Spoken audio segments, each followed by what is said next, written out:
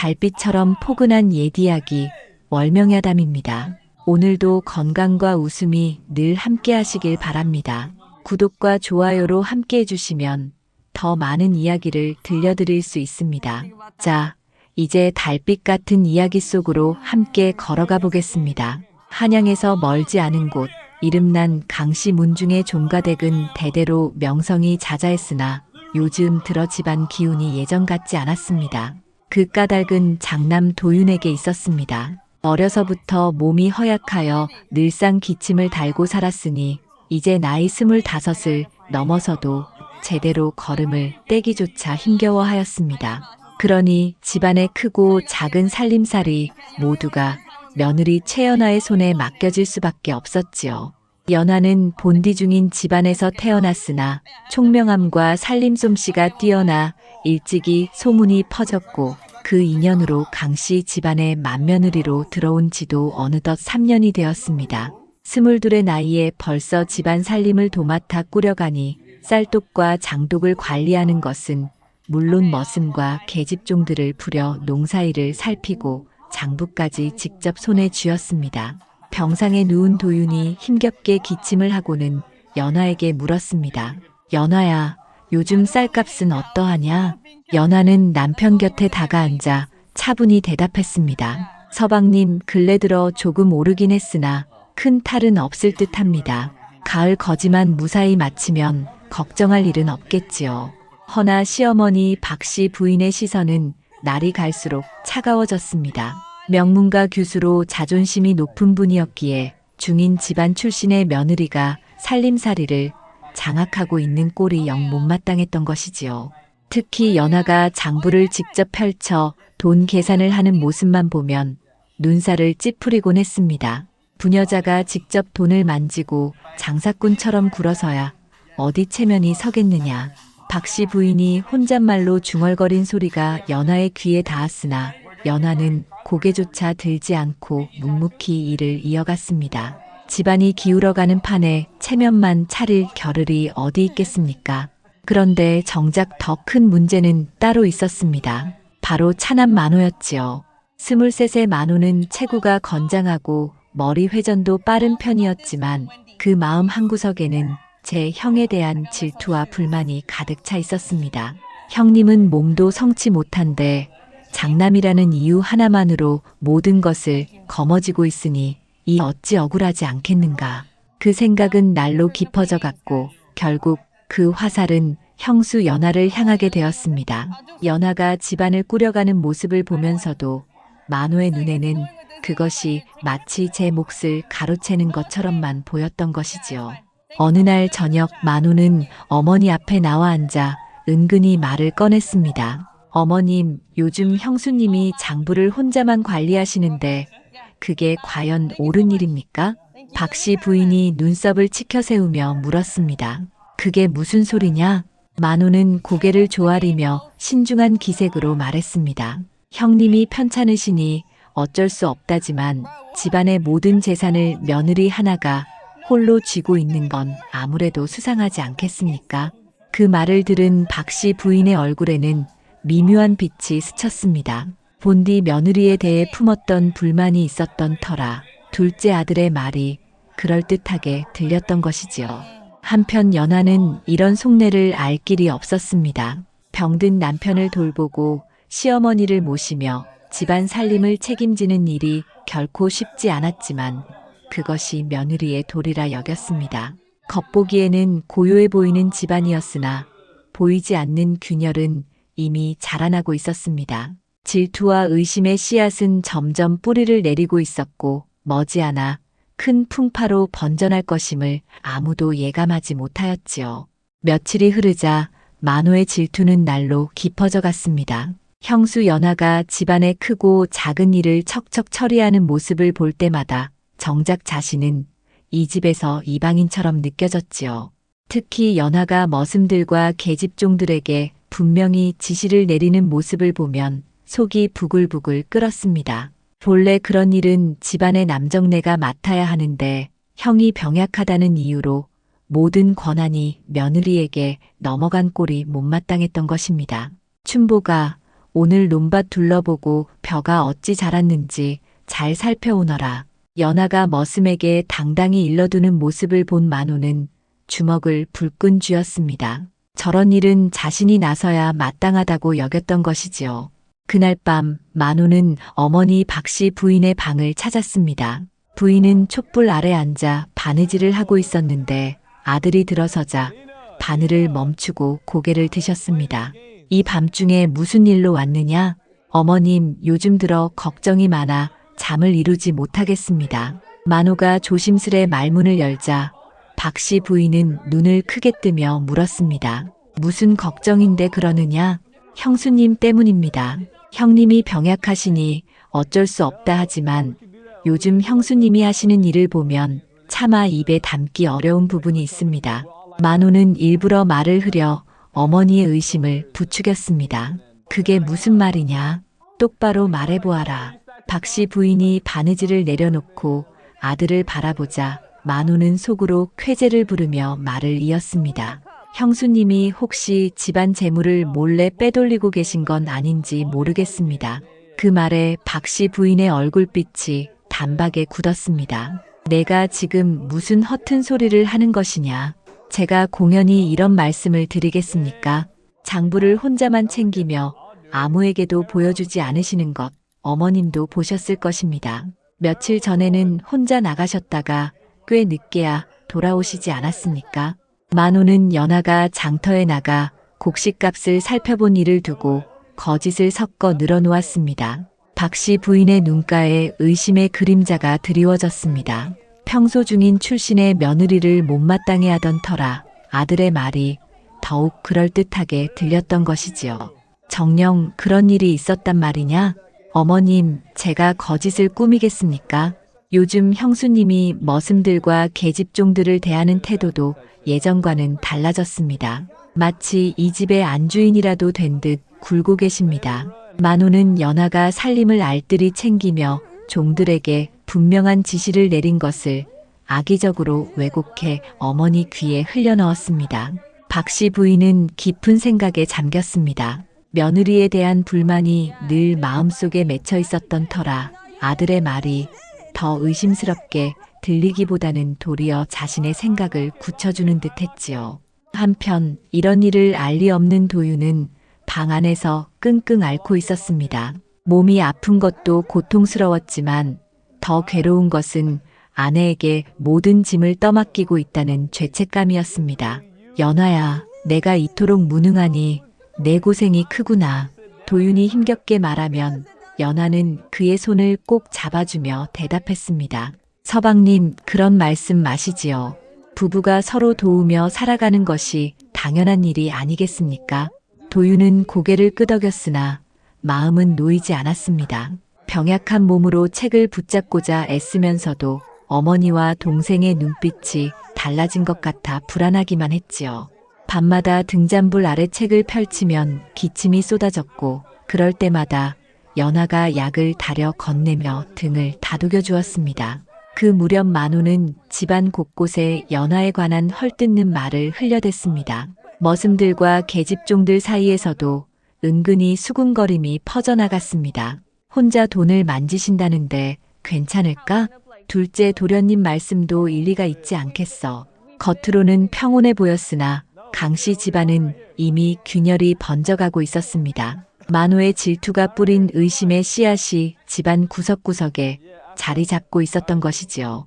만호의 음모는 날이 갈수록 치밀해져 갔습니다. 단순히 어머니의 마음에 의심을 심어두는 것만으로는 부족하다 여긴 그는 이제는 눈으로 볼 수 있는 증거를 꾸미려 하였습니다. 어느 달이 밝은 밤 만호는 조용히 사랑채를 빠져나와 형수 연하가 장부를 보관해두는 곳간으로 향했습니다. 집안이 깊이 잠든 시각이었지요. 그는 문을 살며시 열고 들어서서 촛불을 켜고 장부를 뒤적였습니다. 연하가 정리해놓은 장부는 흠잡을 데가 없었습니다. 수입과 지출이 한 푼도 어긋남이 없었고 자질구레한 비용까지도 빠짐없이 기록되어 있었지요. 그것을 본 만호는 오히려 분노를 느꼈습니다. 이토록 꼼꼼하니 설령 무엇을 빼돌린다 해도 누구도 눈치채지 못하겠구나. 그는 중얼거리며 붓을 들어 숫자를 고쳐 적기 시작했습니다. 쌀 10석이라 기록된 곳을 15석으로, 은전 10량이라 적힌 곳을 15량으로 교묘히 바꾸었습니다. 그러나 그것만으로는 부족하다 여겼습니다. 만호는 미리 준비해온 은전 몇 량을 곳간 구석에 감추고 그 위에 연화가 늘 쓰던 비단 조각을 살짝 덮어두었습니다. 마치 연화가 몰래 돈을 숨겨둔 듯 보이게 하려는 수작이었지요. 모든 일을 마친 그는 만족스러운 웃음을 지으며 곳간을 나섰습니다. 그러나 음모는 거기서 그치지 않았습니다. 이튿날 새벽 만호는 집안의 늙은 종덕보를 불러냈습니다. 덕보는 이 집에서 20년 넘게 일해온 충직한 머슴이었으나 이제는 나이가 들어 기력이 예전만 못했습니다. 덕보야, 할 말이 있다. 만호가 권위 있는 목소리로 부르자 덕보는 허리를 굽히며 대답했습니다. 무슨 일이십니까, 도련님? 내가 집안 사정을 누구보다 잘 알 터인데 요즘 형수님이 하는 일들을 보면 수상쩍지 않으냐? 덕보는 놀란 얼굴로 조심스레 답했습니다. 무엇을 잘못하셨다는 말씀이십니까? 잘못이 아니라. 만호는 잠시 말을 고르고는 눈빛을 날카롭게 바꾸었습니다. 혹시 본 것 없느냐? 밤중에 곳간을 드나들었다거나 하는 일 말이다. 덕보는 고개를 저었습니다. 그런 일은 본 적이 없습니다. 순간 만호의 표정이 싸늘해졌습니다. 덕보야, 내가 지금 거짓을 말하는 건 아니겠지? 아닙니다, 도련님. 제가 어찌 감히 거짓을. 그렇다면 다행이다. 하지만 앞으로 형수의 수상한 행동이 눈에 띄면 반드시 내게 알려라. 우리 집안을 위한 일이니 잊지 마라. 덕보는 마지못해 고개를 끄덕였습니다. 그러자 만호는 한 발 더 나아가 낮게 협박하듯 말했습니다. 그리고 이 일에 대해 다른 이에게 한마디라도 흘린다면 그땐 가만두지 않겠다. 명심해라. 덕보의 얼굴은 순식간에 창백해졌습니다. 둘째 도련의 목소리는 평소와 달리 차갑고 위압적이었지요. 알겠습니다, 도련님. 만호는 이와 같은 방식으로 머슴 춘복과 계집종까지 불러내 비슷한 압박을 가했습니다. 겉으로는 감시를 부탁하는 듯 말하면서도 속으로는 입을 다물게 하려는 위협이었지요. 며칠이 흐른 뒤 만호는 마침내 본격적으로 움직였습니다. 그는 어머니 박씨 부인을 찾아가 심각한 표정으로 말을 꺼냈습니다. 어머님, 지난번 말씀드린 일과 관련해 제가 좀 더 알아본 것이 있습니다. 박씨 부인이 바느질하던 손을 멈추고 고개를 들었습니다. 무슨 일이냐? 이제는 더는 넘길 수 없을 것 같습니다. 형수님이 정말로 집안 재물을 빼돌리고 계신 듯합니다. 그 말에 박씨 부인의 얼굴은 순식간에 굳어졌습니다. 이미 마음속에 며느리에 대한 의심이 자리하고 있었기에 그 말이 더욱 크게 들렸던 것이지요. 그게 사실이란 말이냐? 예, 제가 장부를 직접 확인해 보니 이상한 점이 많았습니다. 게다가 곳간에서는 만호는 일부러 말을 끊고 숨을 고른 뒤 이었다. 숨겨둔 돈까지 나왔습니다. 박씨 부인의 분노가 치밀어 올랐습니다. 그동안 쌓이고 쌓인 불만이 한꺼번에 폭발하듯 터져 나온 것이지요. 이제 모든 의혹의 화살은 연하를 향해 곱게 겨누어졌습니다. 만호의 말을 들은 박씨 부인은 더는 참을 수 없다는 듯 자리에서 벌떡 일어섰습니다. 그동안 가슴속에 쌓였던 며느리에 대한 불만이 이제는 분노로 바뀌어 터져 나온 것이지요. 당장 연하를 불러오너라. 박씨 부인의 날 선 목소리가 안채에 울려 퍼졌습니다. 계집종 월하가 허둥지둥 달려가 연하를 모셔왔습니다. 연하는 무슨 일인지 알지 못한 채 시어머니 앞에 무릎을 꿇었습니다. 어머님, 무슨 일로 이렇게 급히 부르셨습니까? 차분한 연하의 목소리는 오히려 박씨 부인의 화를 돋우었습니다. 이런 상황에서도 태연해 보이는 며느리의 모습이 더더욱 얄미웠던 것이지요. 내가 지금까지 이 집에서 무슨 짓을 해왔는지 모른다고 하겠느냐. 연하는 눈을 크게 뜨며 당황했습니다. 무슨 말을 하는지 전혀 알 수 없었기 때문입니다. 어머님, 제가 무엇을 잘못했는지 모르겠습니다. 부디 말씀을 분명히 해주십시오. 아직도 발뺌을 하느냐. 박 씨 부인이 손가락으로 연하를 가리키며 소리쳤습니다. 내가 우리 집 재물을 몰래 빼돌린 일을 모른다고 하겠느냐. 연하의 얼굴은 순간 창백해졌습니다. 어디서부터 비롯된 일인지 전혀 알 수 없었으나 자신을 도둑으로 몰고 있다는 것만은 분명했습니다. 어머님, 그런 일은 결코 없었습니다. 제가 언제 그런 짓을, 아직도 거짓을 늘어놓는구나. 만호가 직접 곳간에서 내가 숨겨둔 돈을 찾았다고 하지 않았더냐. 연하는 어리둥절했습니다. 곳간에 돈을 숨겼다니 생각조차 해본 적이 없었지요. 그러나 시어머니와 시동생이 한 목소리로 자신을 몰아세우니 변명할 길이 막막했습니다. 그때 병상에 있던 도윤이 소란을 듣고 힘겹게 몸을 일으켜 안채로 나왔습니다. 기침을 하며 벽에 기대어 물었습니다. 어머님, 무슨 일이 있습니까? 도윤아, 내 아내가 집안 돈을 훔쳐 몰래 감추었다 한다. 도윤은 놀란 눈빛으로 아내를 바라보았습니다. 연하가 그런 짓을 할 리 없다는 것을 알면서도 어머니와 동생이 한 목소리로 말하니 마음이 크게 흔들렸습니다. 연하야, 정말 그런 일이 있었느냐? 남편의 의심스러운 눈빛에 연하의 눈가에 눈물이 맺혔습니다. 서방님, 제가 어찌 그런 일을 하겠습니까?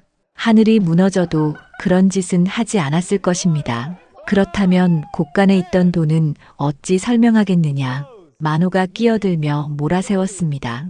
박 씨 부인은 더 이상 말할 가치도 없다는 듯 단호히 선언했습니다. 연하야, 이 집안의 체면을 위해서라도 널 두고 볼 수는 없다. 당장 이 집에서 나가거라. 연하는 마치 벼락을 맞은 듯 얼어붙었습니다. 시어머니가 자신을 내쫓겠다고 하다니 꿈에도 생각하지 못한 일이었지요. 어머님, 제발 다시 한번 생각해 주십시오. 저는 결코 그만두어라. 더 말이 길면 큰 봉변을 당할 줄 알아라. 당장 짐을 싸서 나가거라. 박 씨 부인의 목소리에는 이미 돌이킬 수 없는 결의가 담겨 있었습니다. 연하는 절망스러운 눈빛으로 남편을 바라보았으나 도윤은 어머니와 아내 사이에서 갈피를 잡지 못한 채 말없이 서 있을 뿐이었습니다. 그날 밤 하늘에서는 굵은 비가 쏟아졌습니다. 연하는 작은 보퉁이 하나만 품에 안고 대문을 나섰습니다. 비에 흠뻑 젖은 채 갈 곳도 없이 서 있는 모습은 참으로 애처로웠지요. 그때 뒤에서 누군가 달려오는 소리가 들렸습니다. 돌아보니 몸종 송춘이었습니다. 연하와 비슷한 또래의 처녀로 평소 누구보다 성심껏 연하를 모셔왔던 아이였습니다. 소녀도 함께 가겠습니다. 춘희가 작은 보따리를 들고 연하 곁에 섰습니다. 연하는 놀라며 말했습니다. 춘아, 내가 나설 일은 아니다. 너는 이 집에 남거라. 아닙니다. 부인께서 억울한 누명을 쓰시고 내쫓기시는데 제가 어찌 가만히 있겠습니까? 춘희의 눈에도 눈물이 맺혔습니다. 그리고는 조심스레 연하의 귀에 속삭였습니다. 사실 제가 며칠 전에 이상한 걸 보았습니다. 둘째 도련님께서 밤중에 곳간에 들어가시는 걸 분명히 보았습니다. 연하의 눈이 커졌습니다. 드디어 이 모든 일이 어디서 비롯된 것인지 실마리가 잡히는 듯 했습니다. 하지만 우선은 비를 피할 곳을 찾는 것이 급했지요. 두 사람은 굵은 빗줄기를 헤치며 어둠 속을 걸었습니다. 행색은 초라했지만 서로의 곁에 기대어 나아가는 모습은 처연하면서도 굳세어 보였습니다. 지나가던 이들조차 안타까운 눈길을 거두지 못하였습니다. 비 내리는 밤을 헤매던 연하와 춘희는 마침내 마을 어귀의 작은 주막에 몸을 의탁할 수 있었습니다. 주막 영감은 두 여인의 처지를 딱히 묻지 않았으나 안쓰러운 눈빛으로 방 한 칸을 내주었지요. 촛불이 희미하게 깜빡이는 좁은 방, 젖은 옷을 말리며 앉은 두 사람은 속내를 나누었습니다. 춘희가 조심스레 입을 열었습니다. 부인, 그날 밤 제가 본 일을 자세히 말씀드리겠습니다. 연하가 고개를 끄덕이자 춘희는 떨리는 목소리로 이었다. 사흘 전이었습니다. 뒤뜰에 빨래를 널러 나갔는데 둘째 도령님께서 곳간 쪽으로 가시는 것을 보았습니다. 이상하여 숨어 지켜보니 촛불을 든 채 안으로 들어가시더군요. 연하의 얼굴이 굳어졌습니다. 정말이냐? 예, 한참이 지나서야 나오셨는데 무언가를 감춘 듯 두리번거리셨습니다. 그땐 그저 수상하다 여겼으나 이제야 그 까닭을 알 것 같습니다. 연화는 주먹을 움켜쥐었습니다. 모든 일이 분명해졌습니다. 시동생 만호가 자신을 모함하기 위해 치밀한 수작을 벌였던 것이지요. 춘아, 내 말이 사실이라면 반드시 이 억울함을 밝혀야 한다. 이튿날 아침 두 사람은 읍내 관아로 향했습니다. 비는 멎었으나 하늘은 잔뜩 흐려 있었고 두 사람의 발걸음에도 무거운 그림자가 드리워져 있었습니다. 하지만 연하의 눈빛은 흔들림이 없었지요. 군청 대문 앞에 이르자 문지기가 두 여인을 위아래로 훑으며 물었습니다. 너희는 누구냐? 연하가 정중히 허리를 굽혔습니다. 저는 강씨 집안 며느리입니다. 억울한 일을 당하여 원님께 살해고자 왔습니다. 문지기는 코웃음을 치며 말했습니다. 그 유명한 강씨 집안이라 했느냐? 그런데 며느리라는 여인이 이리 초라한 꼴이라니 가당키나 하냐? 연하는 분노를 삼키며 차분히 대답했습니다. 사연이 길사오니 원님께 직접 아를 수 있게만 해주십시오. 오랜 실랑이 끝에 두 사람은 간신히 관아 안으로 들어갔습니다. 그러나 원님을 뵐 수는 없었고 대신 하급 관리 김주사가 나타났습니다. 40줄의 산에 얼굴엔 교활한 빛이 가득했습니다. 그는 건성으로 두 사람의 이야기를 들었습니다. 그래서 무엇을 호소한다는 것이냐? 연하가 곱게 절을 올리며 말했습니다. 제가 시댁에서 억울한 누명을 쓰고 쫓겨났습니다. 시동생이 거짓 증거를 꾸며 저를 도둑으로 몰았습니다. 이 억울함을 살펴주십시오. 김주사는 시큰둥하던 태도를 바꾸며 흥미로운 듯 앞으로 다가앉았습니다. 강씨 집안이라 했지? 둘째 아들 만호와는 내가 아는 사이라네. 며칠 전에도 만났지. 연화의 얼굴이 창백해졌습니다. 이미 만호가 이곳까지 손을 써둔 것이 분명했습니다. 김주사는 비웃음을 흘리며 말을 이었습니다. 만호가 그러더군. 형수가 집안 돈을 훔쳐 곤란을 겪고 있다고. 그런데 내가 와서 오히려 그를 나쁜 자로 몰고 있으니 이게 말이 되느냐? 그 순간 춘희가 앞으로 나섰습니다. 날이 저는 직접 보았습니다. 둘째 도련님께서 밤중에 곳간에 드나드신 것을 제 두 눈으로 확인했습니다.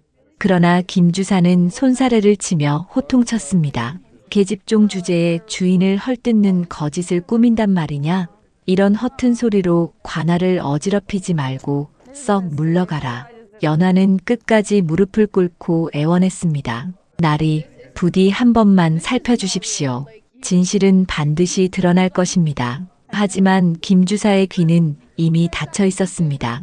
아니, 애초부터 들을 뜻조차 없었던 것이지요. 그는 만호에게서 뇌물을 받은 뒤였습니다. 그만두어라. 더 떠들면 곤장을 치겠다. 김주사가 소리치자 아전들이 달려들어 두 사람을 억지로 밖으로 밀어냈습니다. 관아 대문방, 춘희는 눈물을 흘리며 절망했습니다. 부인, 이제 어찌해야 합니까? 관아에서도 우리 말을 들어주지 않는데.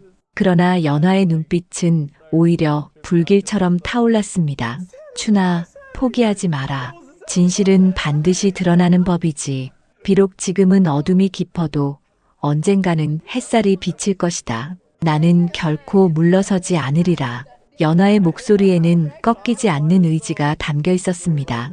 비록 첫걸음은 좌절로 끝났으나 그녀의 마음속 정의의 불꽃은 더욱 뜨겁게 타올랐습니다.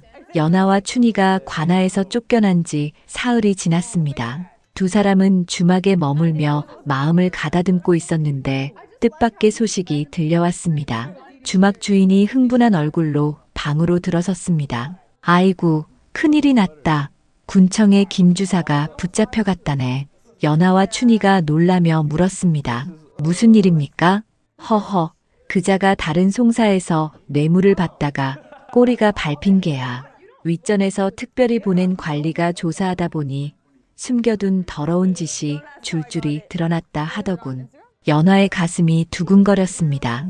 혹시 자신들의 억울한 사연도 다시 살펴질 수 있다는 생각이 스쳤던 것이지요. 과연 그 예감은 틀리지 않았습니다. 이틀 뒤 관아에서 사람이 와서 연하와 춘희를 다시 불러달라 하였습니다. 이번에는 원님 이연목이 직접 만나겠다는 정갈이었습니다. 이연목 원님은 백발이 성성한 중년 관리로 청렴하기로 소문난 분이었습니다. 평소 백성들의 억울한 사정을 귀담아 듣기로 유명했지요. 김주사의 비리가 드러나자 그동안 묵살된 송사들을 모조리 다시 살펴보라고 지시한 것이었습니다. 너희가 며칠 전 호소하러 왔던 자들이냐? 이연목 원님이 온화한 눈빛으로 묻자 연하가 단정히 절을 올렸습니다. 예, 원님. 저는 강씨 집안의 며느리 최연하입니다. 김주사가 너희 고발을 묵살했다 하니 자세히 말해보아라. 원님의 따뜻한 목소리에 용기를 얻은 연하는 처음부터 차근차근 사연을 풀어놓았습니다. 집안 살림을 도맡게 된 내력, 시동생 만호가 어떻게 거짓을 꾸며 자신을 모함했는지, 그리고 억울하게 쫓겨난 사정을 눈물로 전했습니다. 원님은 고개를 끄덕이며 듣고 나서 춘희에게도 물었습니다. 내가 보았다는 일을 낱낱이 말해보아라. 춘희는 긴장된 얼굴로 대답했습니다. 소녀가 뒤뜰에서 빨래를 널다가 둘째 도련님께서 촛불을 들고 곳간에 들어가시는 것을 똑똑히 보았습니다. 한참 뒤 나오실 때는 무언가를 감추는 듯 두리번거리셨습니다. 원님은 턱을 매만지며 잠시 생각에 잠겼습니다. 두 사람의 말은 꾸밈이 없는 듯했고 오랜 경험으로 보아 거짓일 가능성이 희박했습니다. 그렇다면 직접 확인해 보아야겠지. 거짓으로 꾸민 흔적이라면 반드시 자취가 남아있을 것이다. 이연목 원님은 즉시 포교들을 이끌고 강씨 집으로 향했습니다. 연하와 춘희도 동행했습니다. 관가의 일행이 집 안으로 들어서자 대문 안은 삽시간에 술렁였습니다. 박씨 부인은 놀라 어찌할 바를 몰랐고 만호의 얼굴은 하얗게 질렸습니다. 병상의 도윤도 무슨 일인지 몰라 안채문간에 기대어 서 있었습니다. 나는 이연목이다. 이 집에서 벌어진 일을 조사하러 왔으니 모두 사실대로 말하라. 원님은 곧장 곳간으로 향했습니다. 샅샅이 살펴보니 구석진 곳에서 은전 몇 냥이 나왔고 그 위에는 연하의 것으로 보이는 비단 조각이 덮여 있었습니다. 원님은 고개를 갸웃거렸습니다. 정녕 숨기려 했다면 어찌 이리 쉽게 찾을 수 있는 곳에 두었을까? 이 또한 수상하구나. 이어 장부를 펼쳐 하나하나 살펴보았습니다. 과연 몇몇 글자가 다른 부분과 어딘가 달랐습니다. 획의 힘과 결이 미묘하게 어긋나 있었던 것이지요. 여기 보아라. 이 부분들은 다른 이가 나중에 덧써 넣은 듯하다. 원님은 만호를 불러냈습니다. 내가 형수를 고발했다 들었다. 솔직히 말하라. 이 장부를 고친 것이 내가 아니더냐? 만호는 얼굴에 식은땀을 흘리며 더듬거렸습니다. 원님, 그런 일은 없습니다. 원님은 그의 흔들리는 눈빛을 놓치지 않았습니다. 이어 집안의 종들을 차례로 불러내어 물었습니다. 마침내 늙은 머슴 덕보가 무릎을 꿇으며 떨리는 목소리로 고백했습니다. 원님, 소인이 거짓을 꾸몄습니다. 둘째 도련님께서 형수님을 해치려 하시며 입을 열면 가만두지 않겠다 위협하셨습니다. 그 말을 들은 원님의 얼굴이 굳어졌습니다. 이제 모든 실체가 드러난 것이지요. 만호야, 더는 발뺌하지 못할 것이다. 내가 형수를 모함하기 위해 거짓 증거를 심고 종들까지 협박한 것이 분명하다. 그제야 만호는 무릎을 꿇으며 고개를 떨구었습니다. 그의 어깨는 이미 패배감으로 가득 짓눌려 있었습니다. 만호가 모든 죄를 드러낸 이튿날 이연목 원님은 관아뜰에서 정식 재판을 열기로 하였습니다. 큰 송사는 백성들 앞에서 밝히는 것이 마땅하다 여겼기 때문이지요. 새벽부터 뜰 앞에는 인근 마을 사람들이 모여들었습니다. 강씨 집안은 이름난 가문이었으니 그 집에서 터진 일은 누구나 궁금해할 수밖에 없었습니다. 저 여인이 강씨댁 며느리라더라. 허면 억울한 누명을 썼다던 말이 참이란 말이냐? 사람들은 수군거리며 연하를 바라보았습니다. 연하는 춘희와 함께 한쪽에 서 있었는데 며칠간의 고생으로 얼굴은 수척했으나 눈빛만은 굳세었습니다. 옷이 정각, 이연목 원님이 관복을 단정히 입고 관모를 쓴 채 위엄있게 나타나자 뜰에 모인 백성들은 모두 고개를 숙였습니다. 오늘은 강씨 집안에서 일어난 큰 일을 밝히려 한다. 너희 백성들이 모두 지켜보는 앞에서 공정한 판결을 내릴 것이다. 원님의 말이 끝나자 포교들이 만호를 끌고 나왔습니다. 포승줄에 묶인 만호는 고개를 떨군 채 나왔습니다. 며칠 전까지 당당하던 기세는 이미 자취도 없었습니다. 원님은 위험 있는 목소리로 죄상을 차례로 읽었습니다. 죄인 강만호는 형수를 모함한 죄, 장부를 조작한 죄, 종들을 협박한 죄, 가문의 이름을 더럽힌 죄를 범하였다.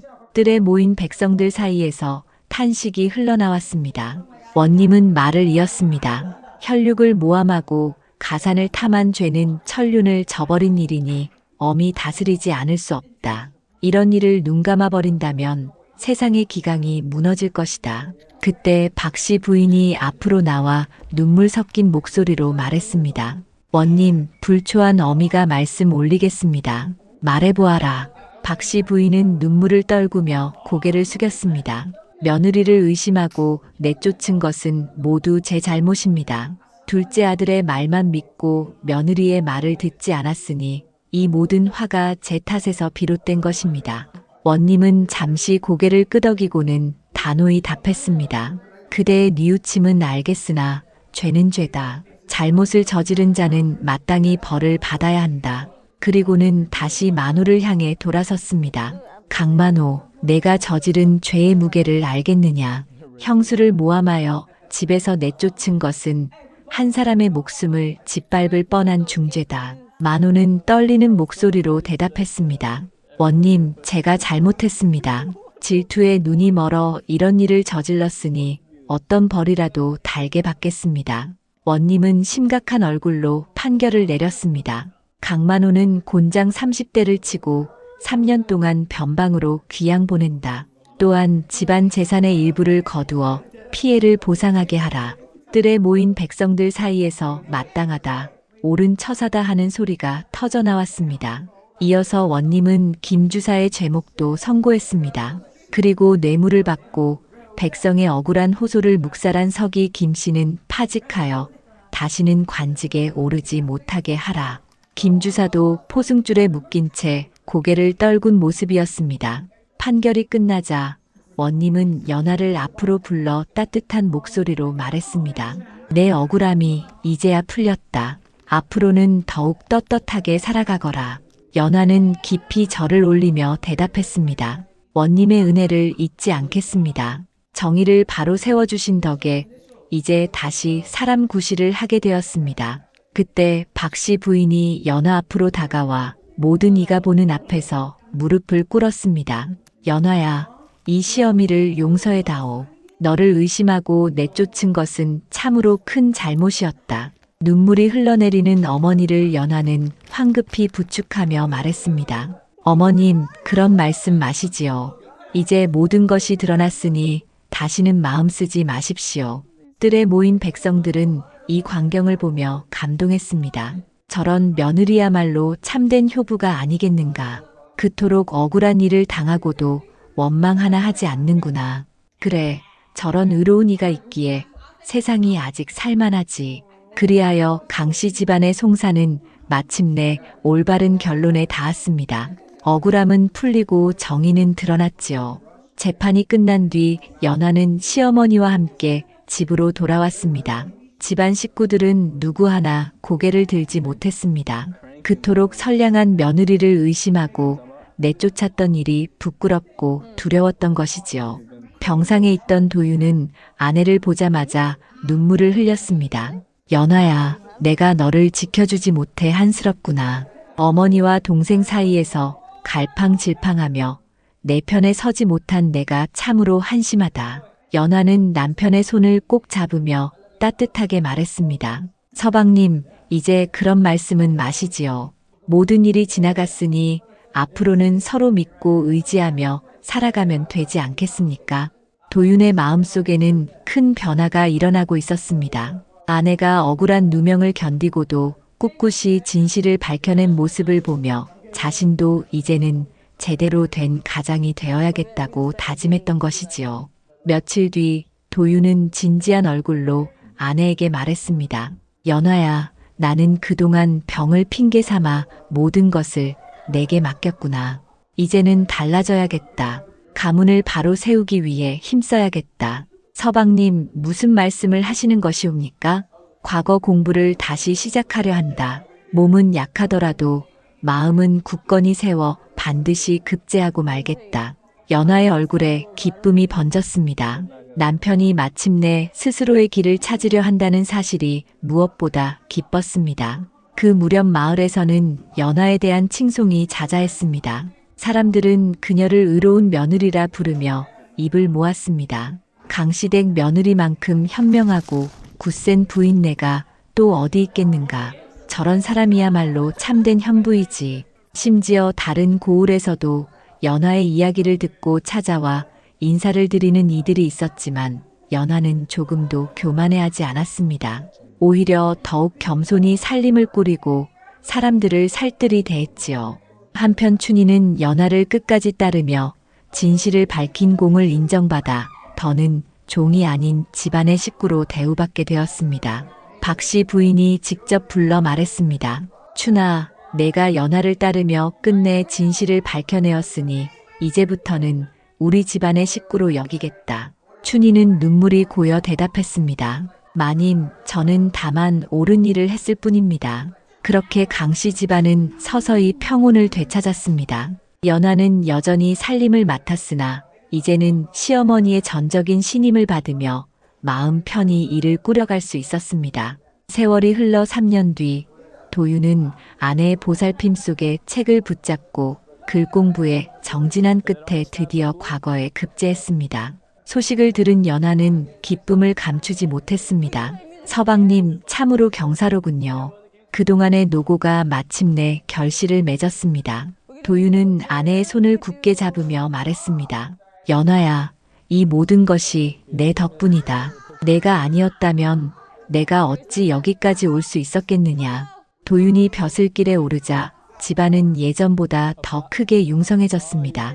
그러나 무엇보다 값진 것은 집안에 화목이 돌아왔다는 사실이었습니다.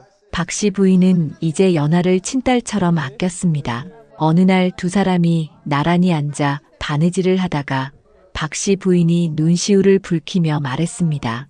연화야, 그때 너를 내쫓았던 일을 생각하면 지금도 가슴이 저미는구나. 연화는 미소 지으며 대답했습니다. 어머님, 이제 그런 말씀은 마시지요. 모든 것이 하늘이 내린 시련이었다고 여기고 앞으로는 오직 화목하게 지내면 되는 것 아니겠습니까? 한편 귀양살이를 마친 만호가 3년 만에 돌아왔습니다. 그는 변방의 고된 세월을 겪으며 자신의 잘못을 깊이 뉘우쳤습니다. 돌아오자마자 형수 앞에 무릎을 꿇고 사죄했습니다. 형수님, 제가 저지른 죄는 100번 죽어도 씻을 수 없으나 부디 이 못난 놈을 용서해 주시길 바랍니다. 연화는 만호를 부축하며 말했습니다. 도련님, 이제는 모든 것을 잊고 새 마음으로 살아가시지요. 우리는 한 집안 식구 아니겠습니까?